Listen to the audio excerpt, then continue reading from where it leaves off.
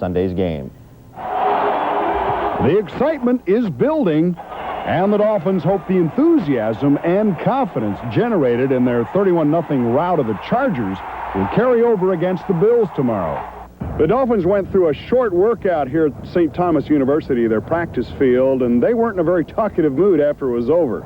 We're from Buffalo, and I know... I don't feel like doing no interview. But you do think you're going to the Super Bowl? I have nothing to say. Not one word. Okay. Our only talk is the hitting. Well, there'll be plenty of that. Plenty of it. You guys don't like each other. That's right. No, I like them. I like all them guys.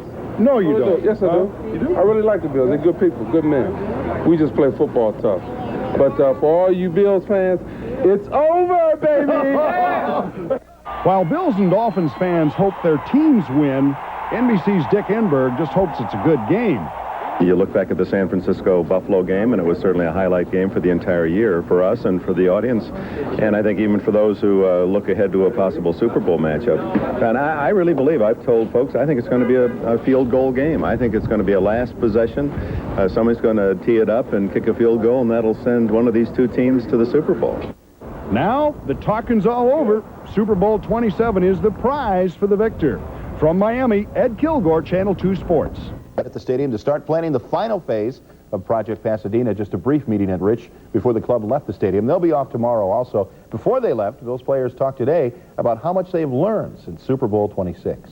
The maturity of this team has shown in the last couple of games we played against Pittsburgh, and against Miami, and against Houston. We've matured so much that we're not going to let anything bother us. We might have a slight advantage as far as handling, but when the game comes, game time, all that will dissipate. This one is this one. Every game's a different game. There's always pressure to win a game, to win a big game. This is a big game, but I don't think the last 2 years have anything at all to do with it. And a bit of a change, the Bills have decided to... Miami. We were printing AFC Championship sweatshirts and T-shirts in a variety of... In Buffalo, Steve Boyd, Eyewitness News. Let's hope that doesn't happen this year. In order to print... That's right. We all have a week to catch our breath, collect our thoughts, and get ready for the final step in Project Pasadena. There's a little matter of the Dallas Cowboys awaiting the Bills now that they've settled into their usual spot as the AFC Super Bowl representative. Bills players were at a meeting today. They're off tomorrow. They return on Wednesday for the practice week. Defense wins championships, and the Bills' defensive corps went to work yesterday to secure Buffalo's AFC championship. The biggest play of the game came in the second quarter, Bills holding a 10-3 lead. Watch number 90 show off his athletic ability. That's Phil Hansen tipping Dan Marino's pass and pulling it out of the air for the interception. Boy, he did it all there, Dick. Got a little bit of penetration, got his hands up. Chuck Lester's been talking all week about how we got to get our hands up. And, I just tried to bat the ball down. It just went straight up in the air, and things just happened from there. 4 plays later, Steve Christie kicked a 33-yard field goal to give Buffalo a 13-3 advantage. Our defense played exceptionally well. We had great field position all day, and That's what Marv preaches. He preaches us, take the ball away and put pressure, apply pressure and tackle in the torso, and I think we did a good job of that today. I think that we're playing within ourselves, and we're doing the things that we need to do. We're playing good, sound defense. Guys are doing their job. Phil Hansen and the Bills defense putting it together for this week's play of the game. Brenda Brennan, Eyewitness Sports. I tell you, I don't know much of total domination.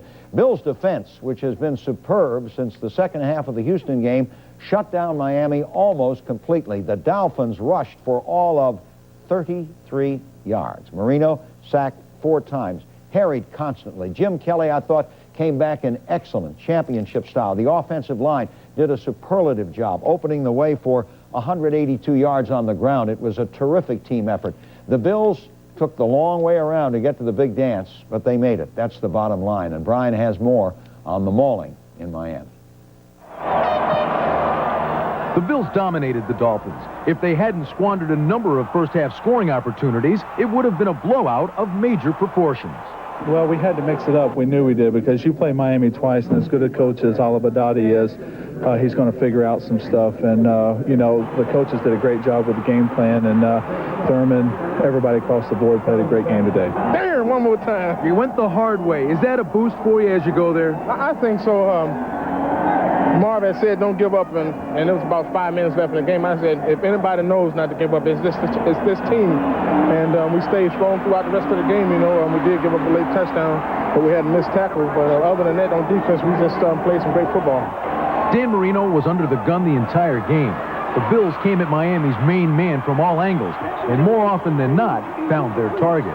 Just can't say enough for the whole secondary and the up front guys. They did a wonderful job covering and putting pressure on it. You know, once you can get pressure on Marino, which is not always easy to do, you know, things will look up a lot better for you. You know, anytime you can put the heat to Dan Marino, you've overcome a key obstacle. And he had nervous feet back there, just like we planned on all week. We knew we had to get pressure on him. What up, Buffalo? Now it's on to Pasadena. It was a happy Bills team, but there was no wild celebrating as time ran out. After 3 years, we know that the battle's only begun. It's a long, bumpy road, and we've agonized over every pothole we've hit, but we still kept persevering, and we still got a ways to go. It's going to be a huge game, but it's going to be a battle. I hope that we can come out and play better than we have. Yeah, well, the last time we was in the same position, we were wild, but I think everybody's looking forward to this. Just another game on the way to where we need to get. So hopefully we can celebrate 2 weeks from now. Jim Kelly is back in the lineup, and the Bills are back in the Super Bowl. The question now becomes, will the third time be a charm? From Joe Robbie Stadium, Brian Blessing, News 4 Sports at 6. Well, I'll tell you this, Dallas is for real. Buffalo fans, they're going nuts as well. Third straight trip to the Super Bowl. Really, no matter how you look at it, the Bills and the Cowboys will both take. Andrea Kramer with more on the AFC champs. Hey, Buffalo Bills, you just won your third straight AFC championship. What are you going to hear over and over again for the next 2 weeks? Can you finally win the Super Bowl? Are you direct descendants of the Denver Broncos? Does three-peat mean defeat? Well, I'm trying to keep my composure about it. We've known from in the past that we can't be overwhelmed by this victory. What was the locker room like this time after winning the championship? Excited, but a little subdued, too. I think, you know, guys were running around saying to other guys, let's have some class. Now that the Bills have become only the second team in NFL history to win 3 straight conference titles, they hope to become the only team besides the 1980 Raiders to win the championship as a wild card entry and finally end the 8-year AFC hex in the Super Bowl. Well, we've been there before, I guess, so that counts for something. I think we just have to go and play hard. You know, we're playing on the road again. Is the defense, particularly your health this year, the difference in the team going into the Super Bowl this year? Well, I would like to be modest, but most definitely. This may be a different Bills team than its predecessors, and it's certainly an unfamiliar foe for the Cowboys. The last time Dallas and Buffalo met was 1984. The Bills were in the AFC East basement. Jim Kelly was in his first season in the USFL, and 15-year-old Emmitt Smith was playing high school football in Florida. I'm Andrea Kramer, reporting for ESPN. Smith was a pretty high-profile decoy for Dallas. Yes, he was the Cowboys' primary weapon, but the pattern Jimmy Johnson established in using Smith made him just as deadly when he didn't get the ball. On Dallas's first drive, Smith was the ball carrier or intended receiver on only 25% of the plays. On the second drive, a mere 20%. In 4 of Dallas's 5 first-half possessions, the Cowboys called Smith's number 43% of the time or less. So to begin the second half, with San Francisco respecting Dallas's 4 other established targets, the Cowboys in their next 3 drives went to Smith 50% of the time, then 64, then 80. So as the Niners adjusted and finally locked in on Smith, gotcha. Aikman is going to throw, deep slant, caught, 35, Harper's breaking away, Harper's got midfield, Harper's got the 30, Harper's got the 20, Harper's got the 10-yard line. The benchmark of an NFC champion is to stuff the ball and the clock down the loser's throat. Dallas anointed itself with a 14-play, 89-yard drive consuming 8 minutes and 51 seconds. In the 1992 NFC Championship game, Washington went 73 yards in 11 plays on one drive.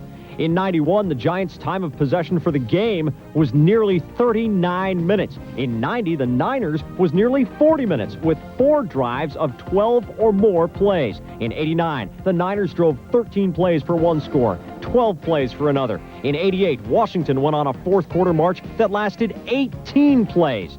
6 champions who choked the life out of their victims, moving the ball and using the clock when their opponents needed both most desperately. The first 5 then used that attribute to win the Super Bowl. The Super Bowl will be the Bills' 58th regular season or playoff game in the last 29 months, the heaviest 3-season load in NFL history. 6 men have started every one. Darryl Talley and Nate Odoms on defense, and on offense, Andre Reed and 3 linemen, Kent Hull, Jim Richer, and Howard Ballard.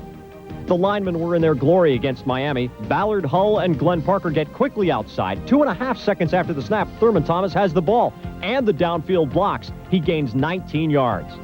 The Bills put the screens into the game plan only on Wednesday. Miami never figured them out. Richer nails Lewis Oliver, and Thomas has a touchdown. It's been 3 years of grunt work for Ballard, Hull, and Richer. No one is more deserving of a rest. But they can wait. You know, on the one hand, you got those 6 Buffalo players who've played in all those games, who've started them all for the Bills. But the flip side of that is you have all... Are running for touchdowns. Thurman Thomas is a 2-for-1 specialist. Touchdown! He is in for the score. Now Kelly under center.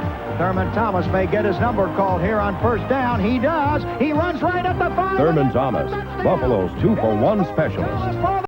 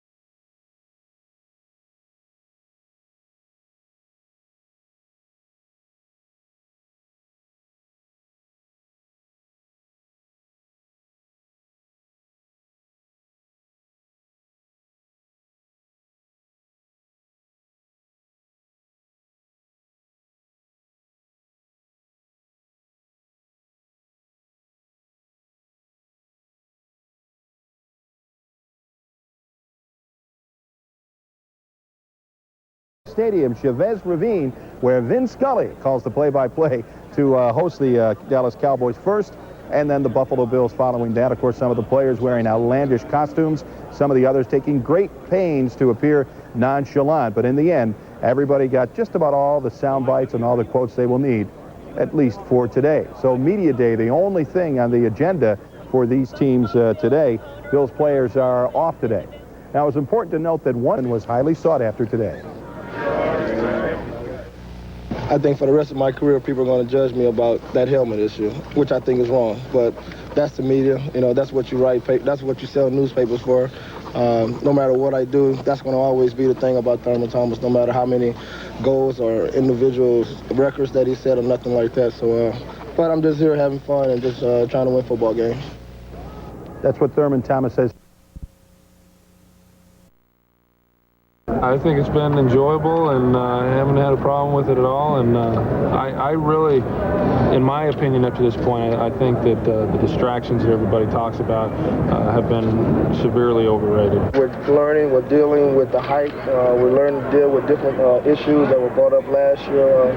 But in 25, we were just happy to be there, but now it's more business-like. All right, well, you heard Thurman say that. What do you guys think how the teams handle it today? Rushing and pass receiving for 4 years in a row is roughly the same size. They had an argument the other night. I said I was the tallest. He said he was, but who is?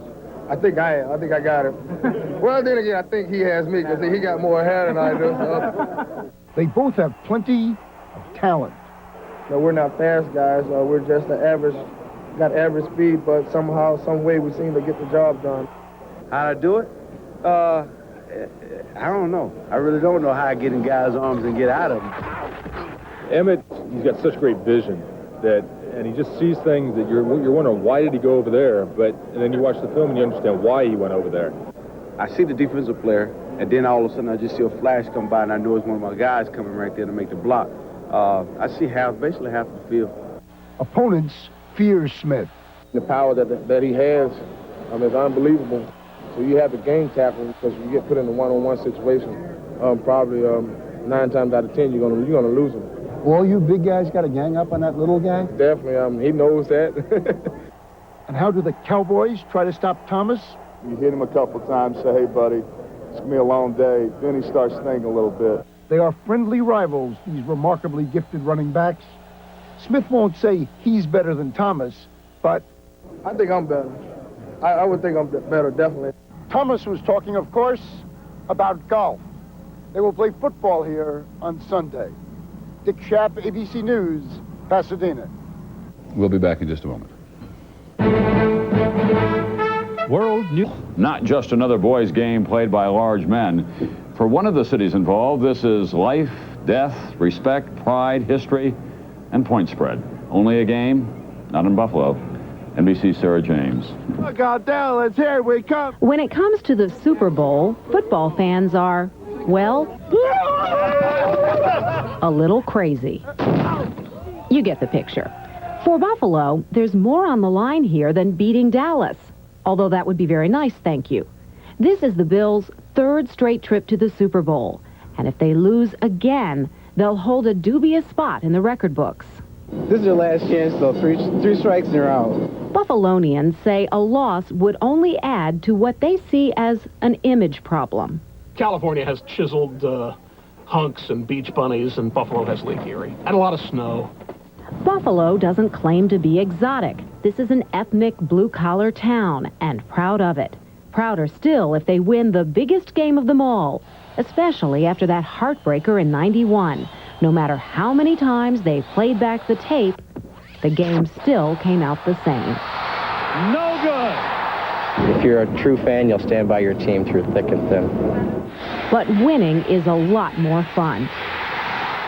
You know, they want to see Buffalo win, so they're asking hopefully that, the good Lord will help us. So they're getting those Buffalo wings ready, and at Mud McGrath's bar, it will be standing room only. Rimrod, the little cowpoke. America's team, red, white, and blue. Dallas Cowboys, cock-a-doodle-doo. Kathy Hafner's ready, too. We will have 8 TVs in the house. 8? We are borrowing TVs from everyone that's coming is bringing a TV set with them. Buffalo dreams about another game like that historic playoff win against the Oilers. Super Bowls call for He-Man-sized metaphors. Sunday, the Bills have a date with destiny. Buffalo fans are hoping when it's time for the Monday morning quarterbacking, that rendezvous will have earned them a little respect. Snowy Buffalo is ready for its day in the sun. Sarah James, NBC News. He's a triple drive artist. I can't believe it! Oh my God, it's awesome! With a capital A! Who am I? Why am I here? Here's Haley, hit him! Here's Haley, hit him! Here's Haley, hit him! Here's Haley, hit him! Here's Haley! Talk about lightning striking on a beautiful day in in Southern California, the Bills have been hit by an earthquake. Wow. Wow. Boy, what a shot. Just absolutely leveled it. Reed has played a magnificent game. He has been the Bills' lone bright star on offense. Oh, what a throw. Troy Aikman's the MVP. And the Cowboys have ripped it open here.